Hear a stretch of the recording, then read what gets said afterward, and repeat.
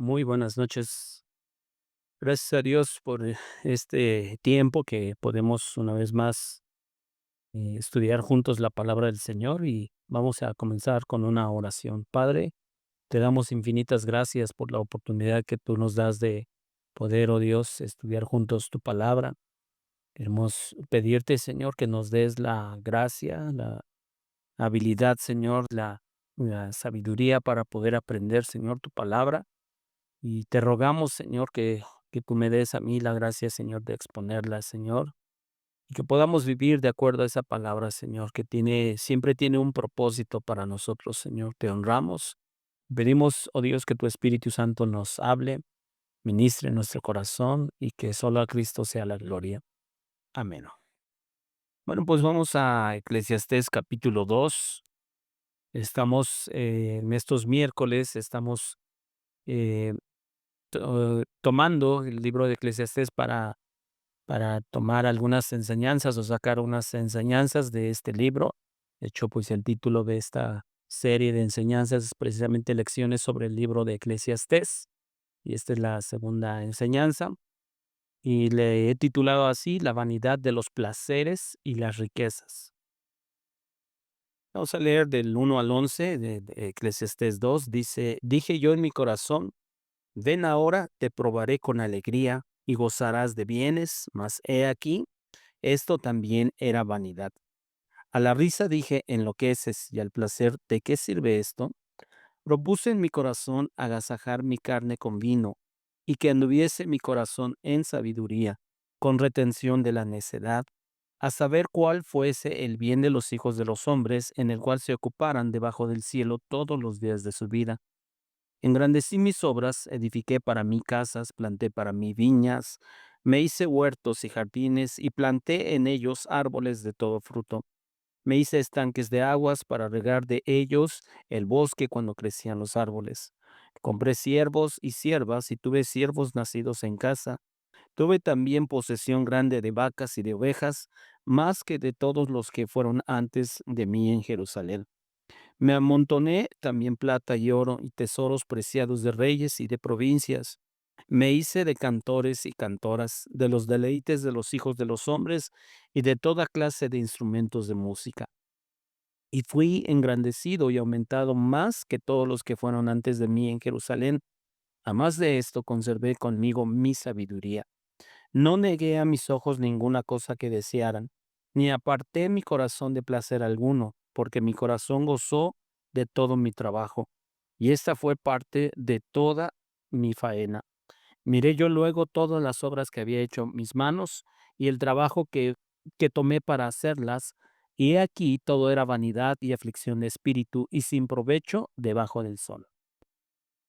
Bueno, como decíamos la enseñanza pasada, Salomón es el que escribe, mayormente es aceptado que es Salomón el que escribe este libro, al final probablemente de su reinado ahí en Jerusalén, pero vamos a resaltar solo algunas cosas y vamos a ver cómo es de que Salomón en esta etapa y por eso él llega a la conclusión que todo es vanidad, porque él comienza en el versículo 1 diciendo, ven ahora te probaré con alegría.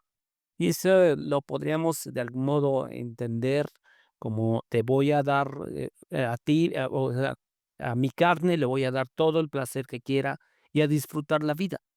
De hecho, la versión Dios habla hoy dice, también me dije a mí mismo, ahora voy a hacer la prueba divirtiéndome, voy a darme buena vida, pero hasta ahora eso resultó ilusión.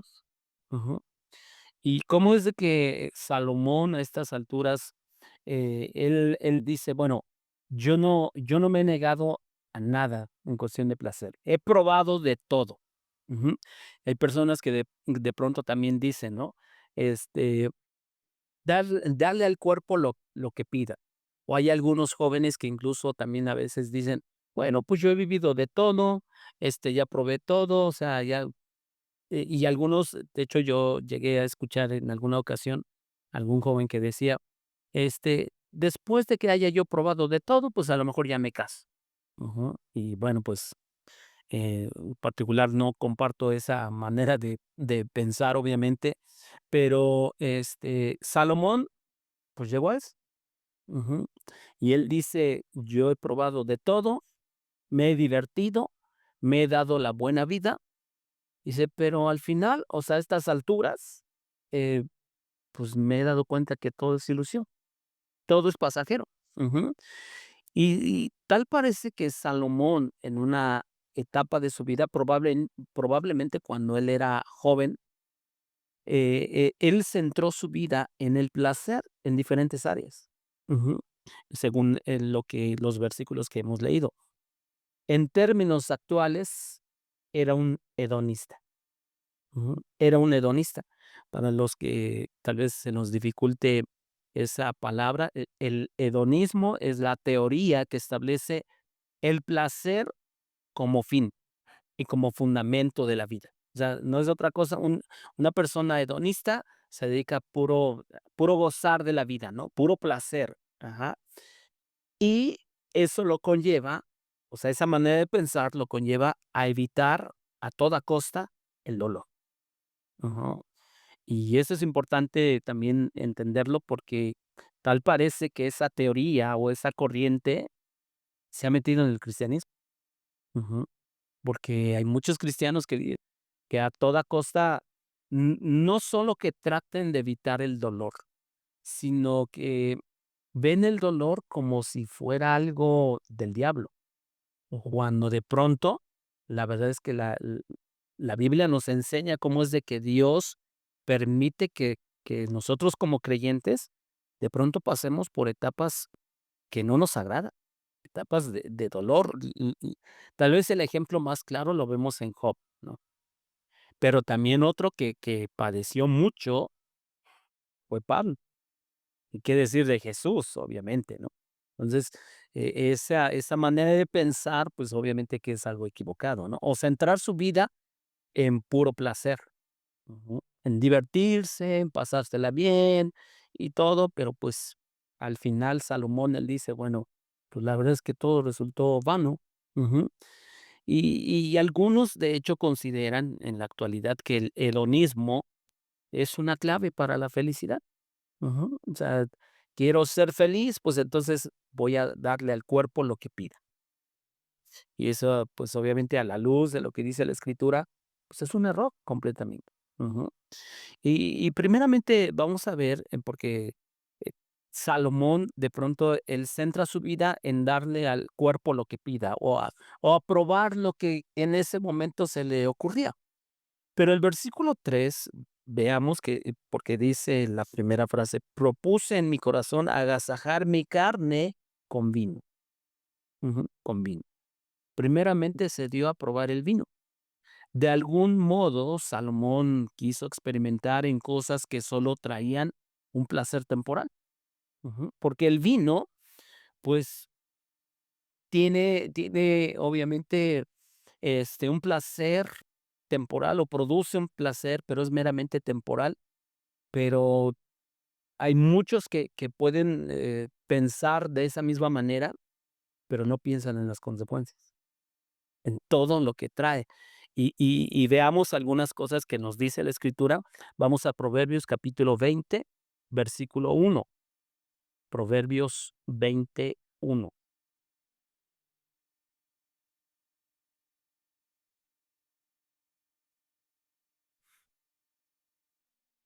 ¿Sí? Dice: "El vino es escarnecedor, la sidra alborotadora, y cualquiera que por ellos yerra, no es sabio, no es sabio". Este mismo versículo en la versión Dios habla hoy dice: "El vino hace insolente al hombre, las bebidas fuertes lo alborotan, bajo sus efectos nadie actúa sabiamente". Híjole, o sea, cuánta razón tiene la escritura, ¿no? ¿Cuántas veces hemos sabido, hemos oído casos de personas que a causa del vino se comportan de una manera insolente? En sus 5 sentidos son tranquilos, ¿no? Son o sea, se portan bien, ¿no?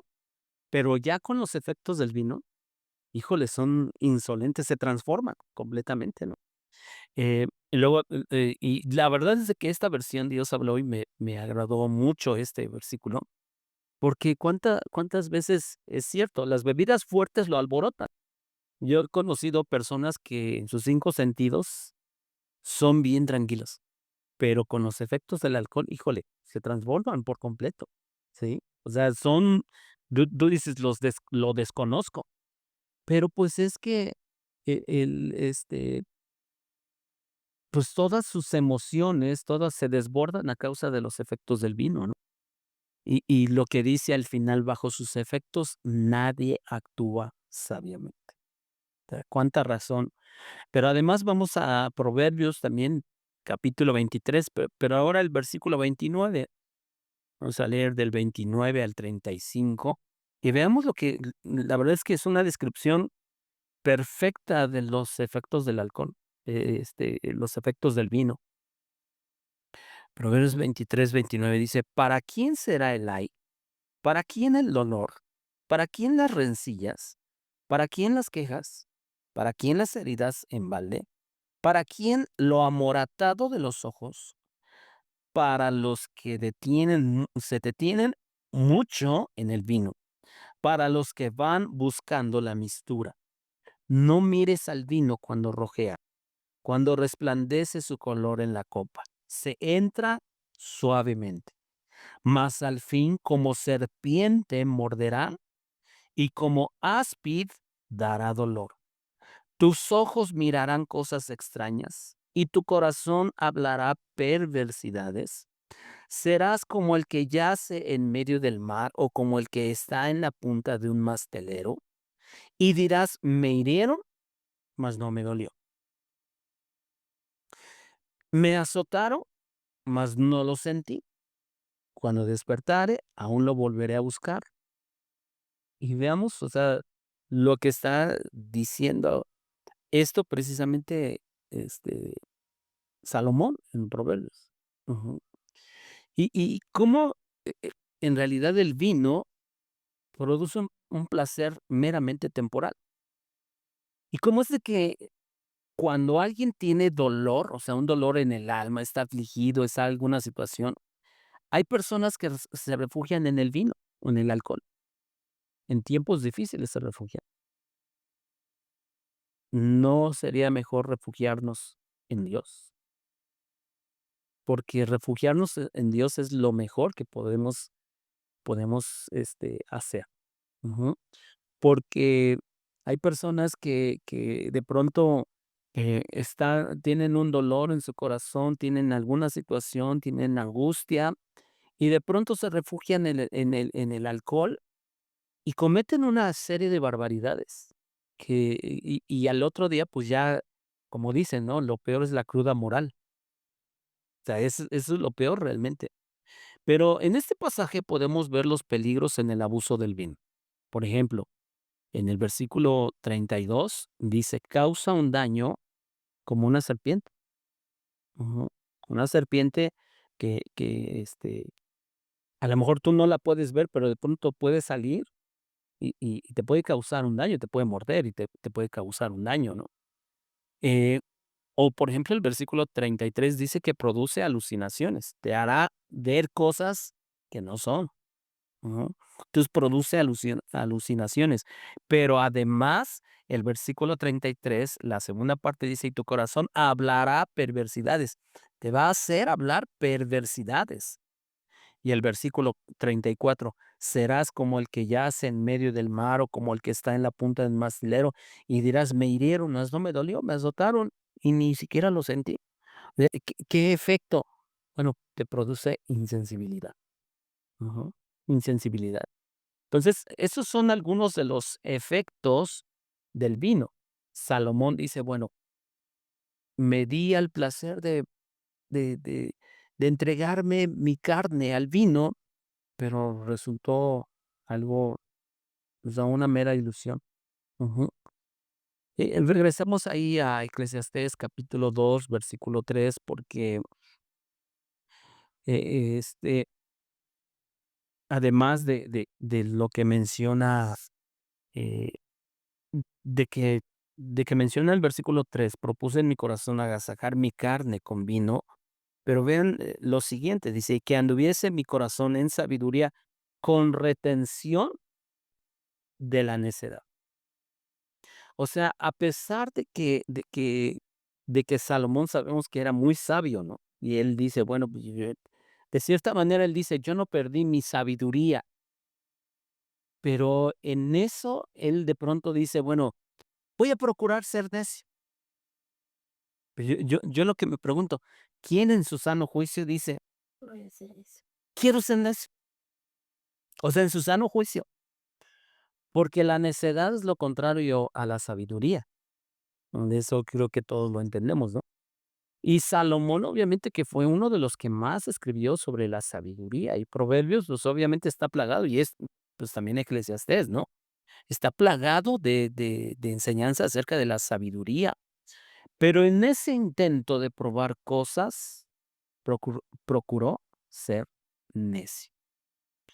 Y quisiera, nombrar y bueno, a ir a algunos pasajes, sobre todo de Proverbios, de lo que nos habla de quién es una persona necia. O sea, que la misma Biblia, y en este caso Proverbios, nos describa a un necio. Y solo algunos, o sea, sería muy largo, sería un tema aparte hablar exclusivamente de la necedad, pero, vayamos, una vez más a Proverbios, pero ahora en el capítulo 1 versículo 22 porque estamos viendo, pues, o vamos a ver las características de un necio, y descritas, pues, precisamente por Salomón en sus escritos. Proverbios 1:22, si alguien me ayuda. ¿Hasta cuándo, oh simples, amaréis la simpleza? Y los burladores desearán el burlar, y los insensatos aborrecerán la ciencia. Ujú. Los insensatos. La palabra insensato muchas veces también se traduce como necio. Ujú. Y dice, los insensatos aborrecerán la ciencia, o sea, aborrecerán ¿qué? El conocimiento. Un necio odia el conocimiento. Ujú. O sea, eh, por eso es por lo que pues nosotros frecuentemente les decimos, ¿no? A todos, lean. Ujú. Lean, lean la palabra del Señor, lean libros que les ayude a entender mejor la escritura. También lean sobre otras cosas que necesitamos, o sea, conocer, ¿no? Siempre será bueno tener mayor conocimiento, no para apantallar a nadie, no para ganar un debate, sino porque queremos ser mejores. Ujú. Entonces, entender mejor incluso también la escritura. Entonces vemos la primera característica de un necio, odia el conocimiento. Vamos a ver otra característica en Proverbios 18:2. Proverbios 18:2.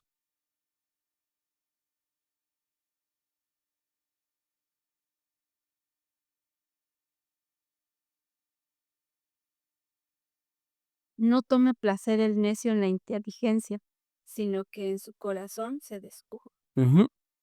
Es algo similar, ¿no? O sea, en el otro, dice que, pues, en realidad no busca, la ciencia, o sea, eh, pero aquí, por ejemplo, en Proverbios 18:2 dice: "No busca la inteligencia". Están ligadas, ¿no? Porque tú entre más conoces, puedes, realmente llegar a ser alguien inteligente, ajá, a pensar con inteligencia, porque estás bien informado. Pero el necio dice: "Ay, a mí me vale con, eso de leer, de saber, no". Entonces, segunda característica de un necio, no busca la inteligencia o el entendimiento. Pero todavía vayamos a otros. Proverbios capítulo 10 versículo 23. Proverbios 10:23.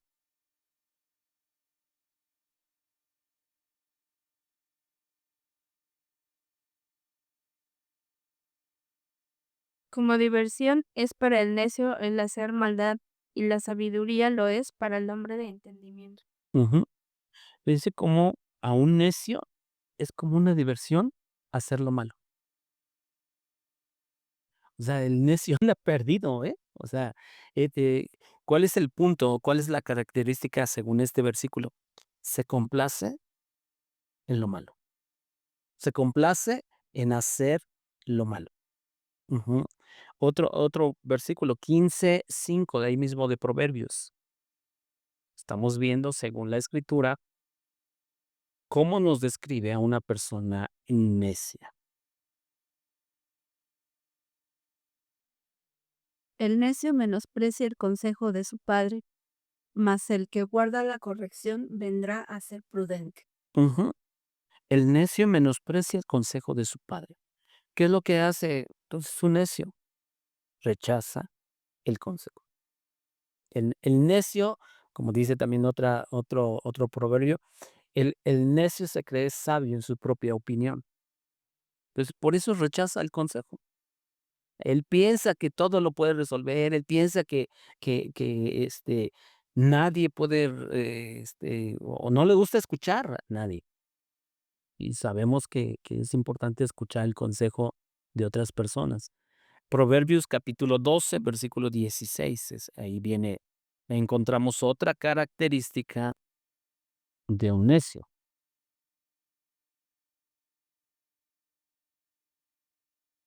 El enojo del necio se conoce al instante, pero el prudente oculta honradez son. El enojo del necio se conoce al instante. ¿Qué quiere decir? Que el necio es iracundo. Ujú, es iracundo. Proverbios 14:9.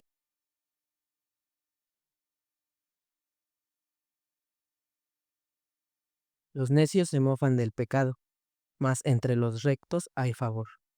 Se mofan del pecado. En otras palabras, se burlan del pecado. ¿Por qué? Porque vimos una característica anterior, porque se complace en la maldad. Ujú. Y aquí, o sea, se burlan del pecado. Ellos, ell o sea, si nos damos cuenta lo que nos describe o nos da las características de una persona necia en la Escritura, o sea, es alguien realmente, yo no sé si lo podamos entender así, lleno de maldad. Ujú. Otra otro otra cita más, Proverbios 19:13.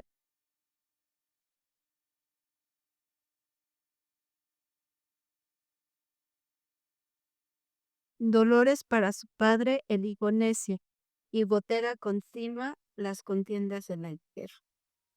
El necio trae dolor a sus padres. Ujú. Y obviamente todo, creo yo que todos sabemos que el necio, por más que se le explique que está equivocado, no lo reconoce, porque además de necio es soberbio. Ujú.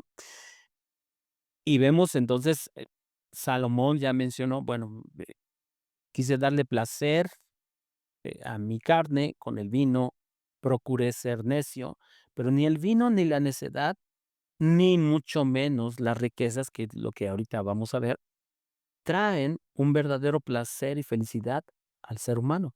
O sea, ninguno.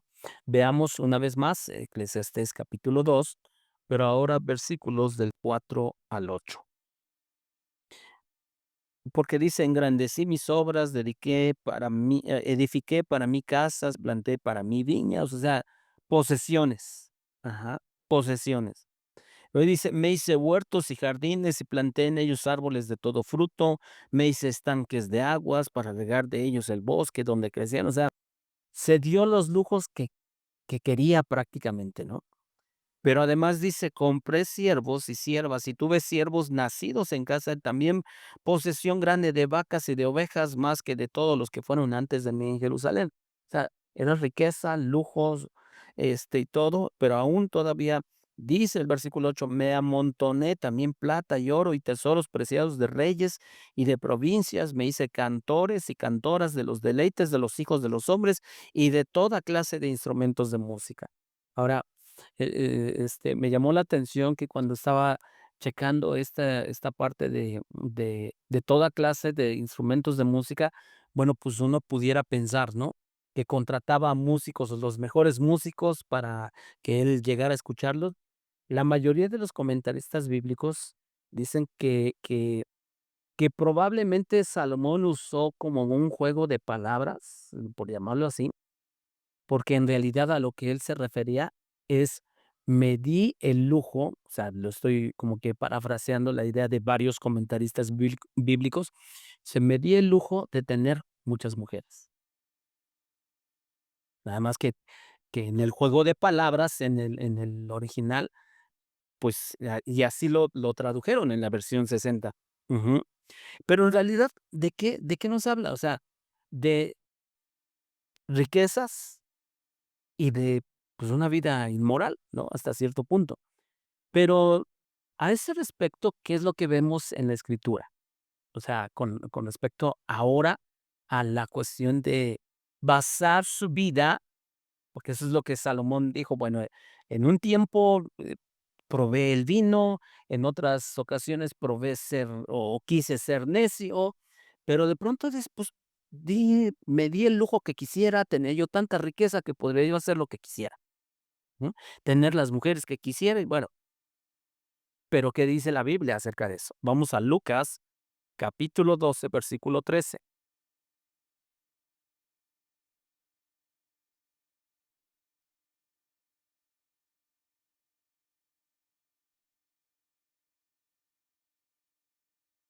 Lucas, capítulo 12, versículos 13 al 15.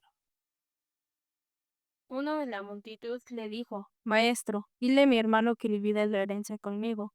Hombre, le dijo Jesús, ¿quién no ha puesto por juez o árbitro sobre ustedes? También les dijo, estén atentos y cuídense de toda forma de avaricia. porque aun cuando alguien tenga abundancia, su vida no consiste en sus bienes. Ujú. Su vida no consiste en qué, en sus bienes.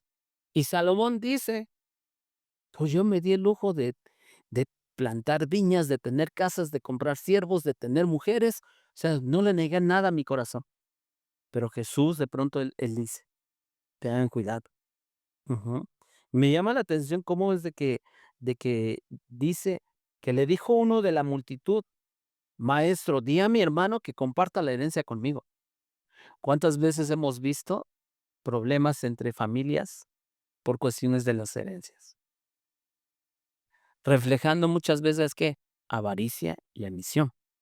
Ujú. Avaricia y ambición. ¿Y Jesús qué fue lo que dijo? Bueno, primera, mira, yo no soy árbitro, o sea, yo no soy quien, pero te digo algo,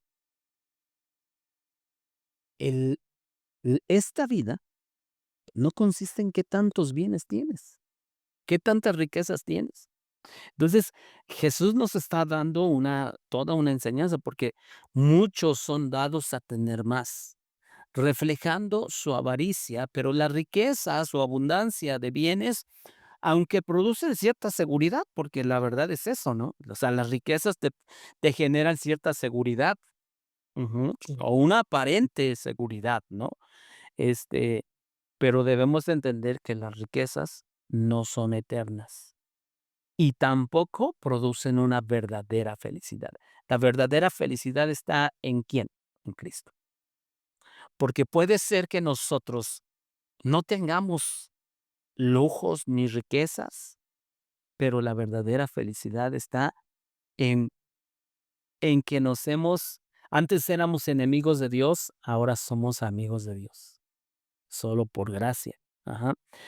Simplemente, y también lo explica de esta manera, Salomón. Vamos a Proverbios capítulo 30 versículos 7 al 9.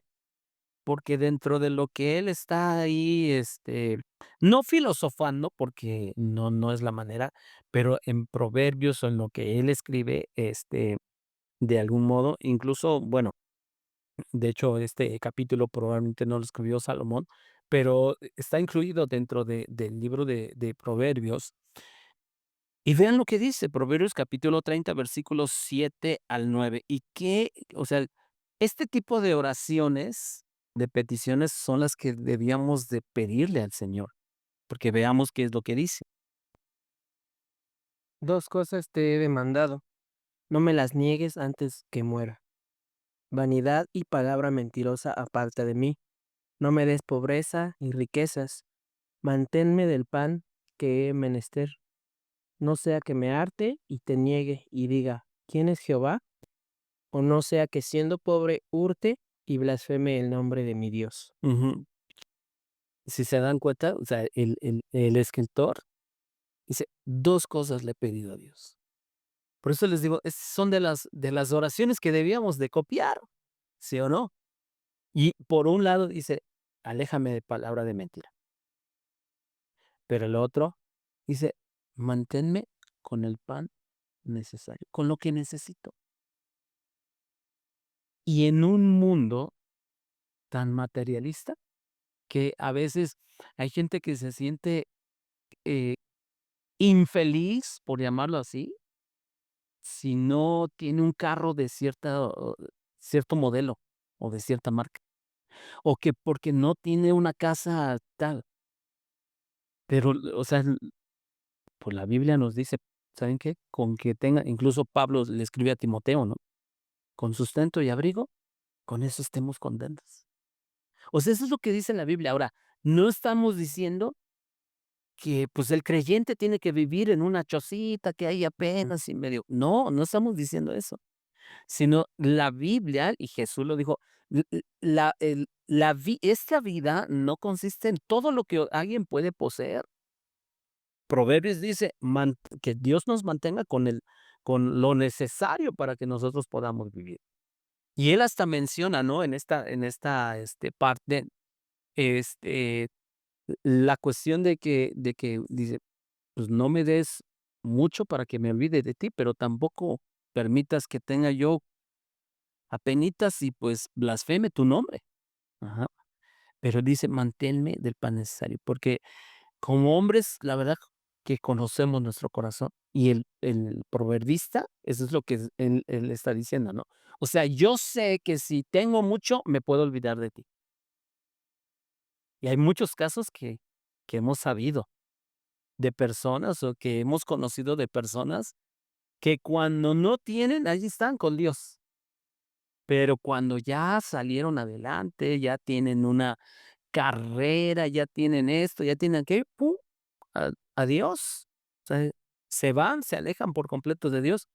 Cuando uno dice, bueno, y el tiempo que ellos no tenían, o sea, el interés nada más era porque Dios les diera, y qué tristeza, ¿no? Pero la verdad es que no nos podemos engañar. Y el escritor sabe de la maldad del corazón del hombre y por esa razón le pide a Dios, manténme del pan necesario. Y necesitamos entender nosotros que las riquezas son efímeras, son pasajeras y precisamente vamos a 1 Timoteo capítulo 6 versículos 17 y 18. 1 Timoteo 6 17 y 18.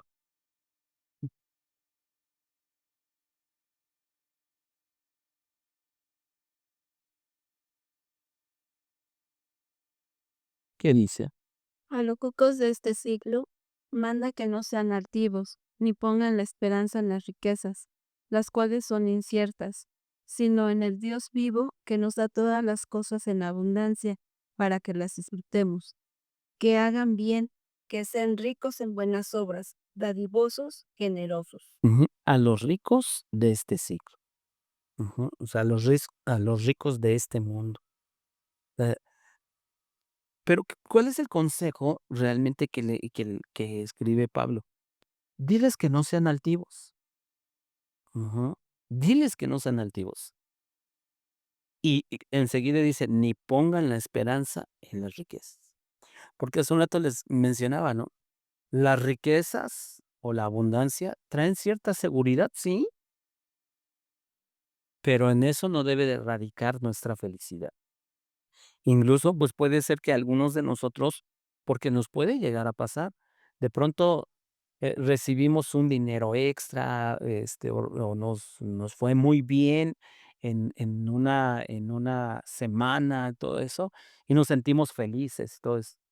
Pero a lo mejor cuando no tenemos, y es ahí donde nuestro corazón debe de debemos reflexionar en lo que hay en nuestro corazón, porque o sea, eh, la Biblia nos manda a que nosotros estemos contentos con lo que tenemos, y aún cuando no tenemos. Ujú. Y eso es lo que nosotros tenemos que entender. Entonces, no pongamos nuestra mirada en las riquezas de este mundo, sino en ser rico espiritualmente. Ujú. Y vamos una vez más a Eclesiastés, capítulo 2. Eclesiastés, capítulo 2. Pero ahora vamos hasta el versículo 9. Que hace un rato revisamos hasta el 8.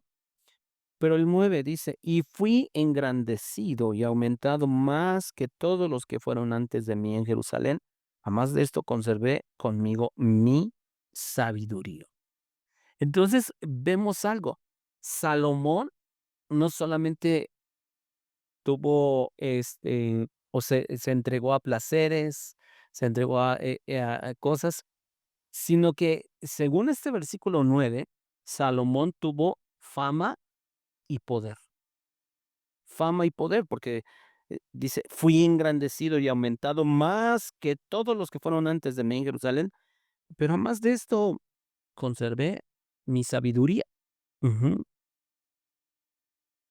Y fama y poder muchas veces son malas amigas del ser humano. Fama y poder. ¿Por qué? Porque todos los seres humanos batallamos con el orgullo. Pero si gracias a que eres una persona buena, a lo mejor en tu trabajo, o porque eres un muy buen estudiante, o porque te va bien en esta vida, y empiezas a ser reconocido, empiezas a tener cierta fama, muchas veces eso alimenta, ¿qué? Tu ego, tu orgullo. Ujú. Alimenta todo eso. Y es más, creo que hemos escuchado un dicho que dice: "¿Quieres saber cómo es realmente alguien? Dale poder".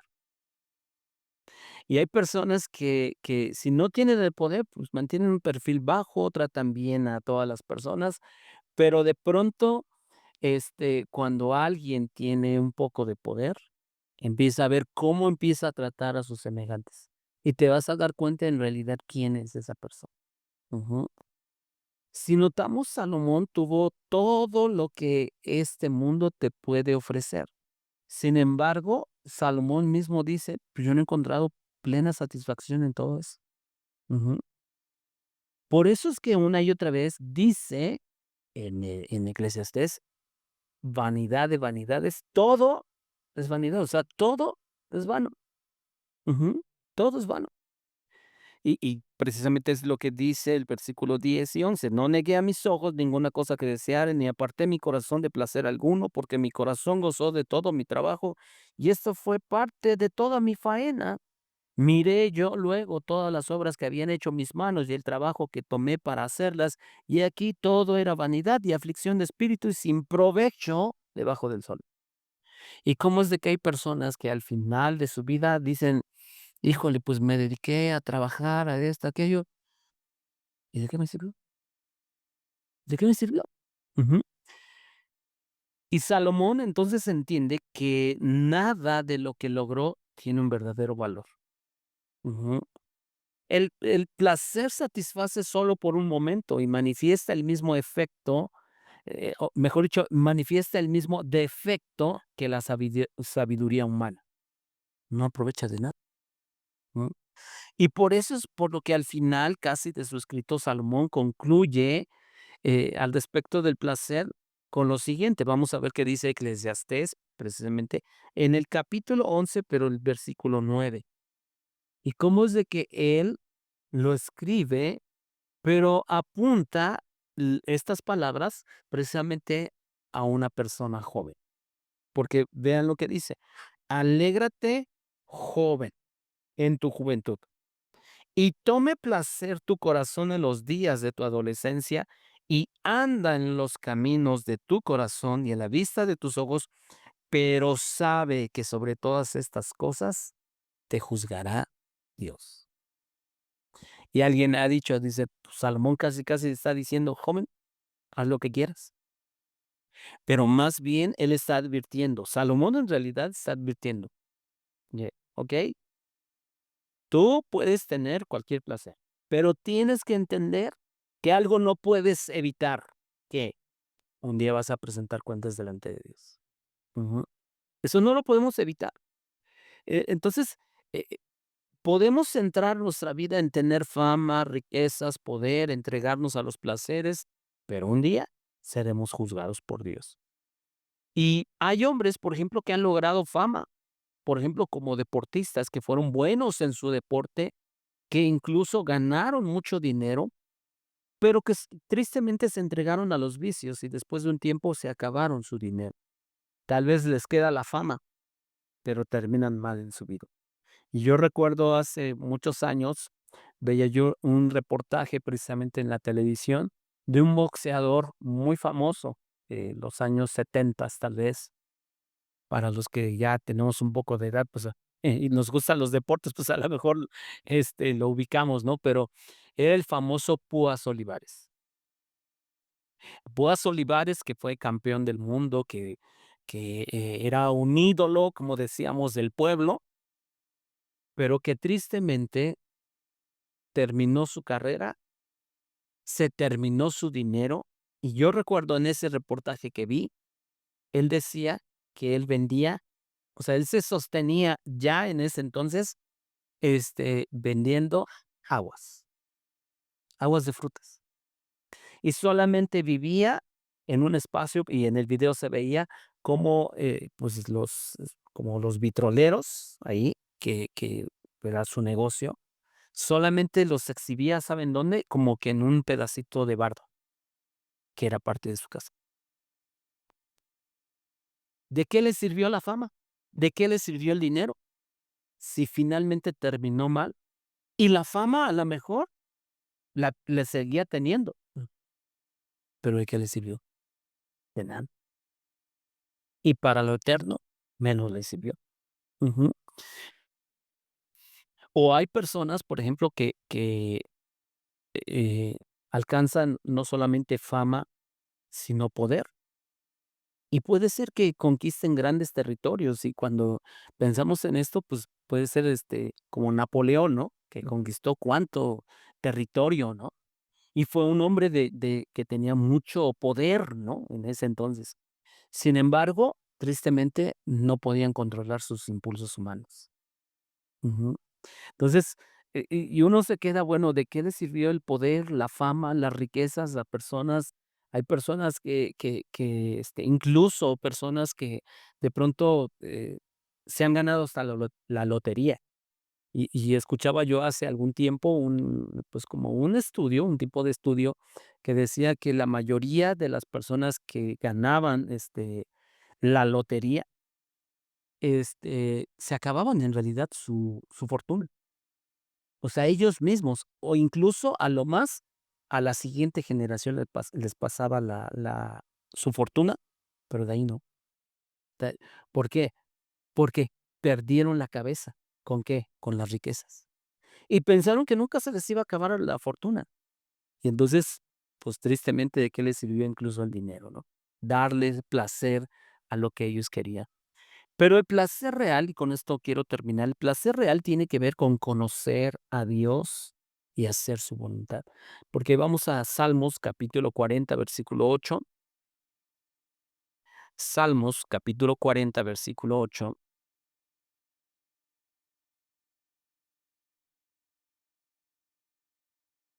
Dice, el hacer tu voluntad, Dios mío, me ha agradado, y tu ley está en medio de mis entrañas. Ajá. Ese es el verdadero placer. El salmista aquí, David escribe esto y él dice, Señor, o sea, qué deleite ha sido hacer tu voluntad. O sea, qué placer. De hecho, la versión Biblia viva, perdón, estaba medio, dice, me deleito en hacer tu voluntad, Dios mío, llevo tu enseñanza en el corazón. O sea, y cuando nosotros vemos este tipo de frases en la escritura, sin duda que lo estaba diciendo así como que que disfrutando, ¿no? El salmista, esta frase, el hacer tu voluntad, oh Dios, me ha agradado, porque el verdadero placer, la verdadera riqueza consiste en conocer a Dios y hacer su voluntad. Ujú. La felicidad no está en los placeres, ni en las riquezas, ni en nada, sino en conocer a nuestro Creador. Ujú. En conocer a nuestro Creador. Entonces, Salomón o el escritor de aquí de Eclesiastés nos está dando lecciones de vida a todos nosotros. Y cómo es de que lo que él escribe está tan vigente en nuestros días y tenemos que aprender de él. Pues vamos a orar. Padre, te damos gracias por tu amor y fidelidad y gracias por tu palabra. Ayúdanos, Señor, a entender que esta vida no consiste en acumular bienes, en tener riquezas, en tener autoridad, poder, fama, en darle a nuestra carne lo que pida, ocuparnos únicamente de los placeres. Hay un tiempo, Señor, para descansar y para disfrutar lo que tú nos permites tener y los logros que pudiéramos tener. Hay un tiempo, Señor, pero nosotros no podemos centrar nuestra vida y esforzarnos únicamente por lo temporal, por lo de este mundo. Padre, gracias, Señor, por el consejo de tu palabra. Siempre nos enseñas y siempre nos haces reflexionar, Señor. Algunos de nosotros, Señor, tal vez necesitamos reflexionar en cómo llevamos nuestra vida, Señor. Tal vez algunos solamente pensamos en lo material, en lo pasajero, en lo temporal, no de este mundo. Pero tu palabra una y otra vez nos dice, Señor, que debemos centrar nuestra mirada en lo eterno. Lo eterno no hay dicha más grande, Señor, para el ser humano que conocer al Dios que nos creó. Y como decía el salmista, Señor, el hacer tu voluntad me ha agradado. Gracias por tu palabra y porque nos permites aprender de ella.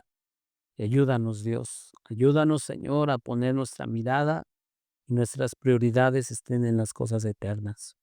Te damos a ti la honra y la gloria en el nombre de Jesús. Amén. Es que Dios les bendiga.